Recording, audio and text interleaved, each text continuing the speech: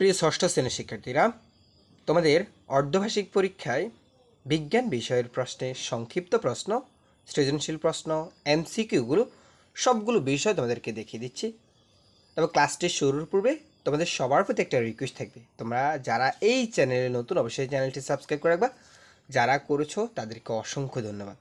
আচ্ছা, আমি তোমাদেরকে এমসিকিউগুলো দেখাবো, তার আগে তোমাদেরকে তোমাদের লিখিত যে 70 নম্বরের পরীক্ষা হবে, আমি প্রথমে তোমাদেরকে সেই বিষয়গুলো দেখিয়ে দিচ্ছি। আচ্ছা, এইখানে দেখো বলা হয়েছে যেই কোনো 10টি সংক্ষিপ্ত প্রশ্নের উত্তর দাও। এখানে কিন্তু 15টা সংক্ষিপ্ত প্রশ্ন থাকবে, একটাতে 2 করে 10টাতে 20 নম্বর। আচ্ছা, এরপরে থাকবে তোমাদের সৃজনশীল। এখানে বলা হয়েছে যেই কোনো 5টি সৃজনশীল প্রশ্নের উত্তর দাও, একটাতে 10 করে 5টাতে 50।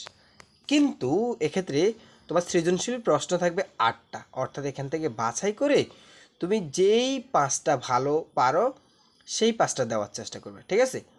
এইখান থেকে দেখো, তোমরা একটু প্রশ্নগুলো দেখো, আর এর অ্যান্সারগুলো তোমরা তোমাদের গাইড বই থেকে এই প্রশ্নের অ্যান্সারগুলো খুঁজে বের করবা এবং এই নিয়মে যতগুলো সৃজনশীল রয়েছে সবগুলো ভালোভাবে প্র্যাকটিস করে নিবা, ঠিক আছে?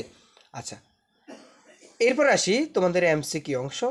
এমসিকিউতে তোমাদের 30টা এমসিকিউ থাকবে এবং একটাতে 1 করে 30টার জন্য 30 মিনিট সময় দেওয়া থাকবে এবং প্রত্যেকটি তোমাকে বৃত্ত ভরাট করে অথবা টিক চিহ্ন দিয়ে নাম লিখে শিক্ষকের কাছে জমা দিতে হবে, ঠিক আছে?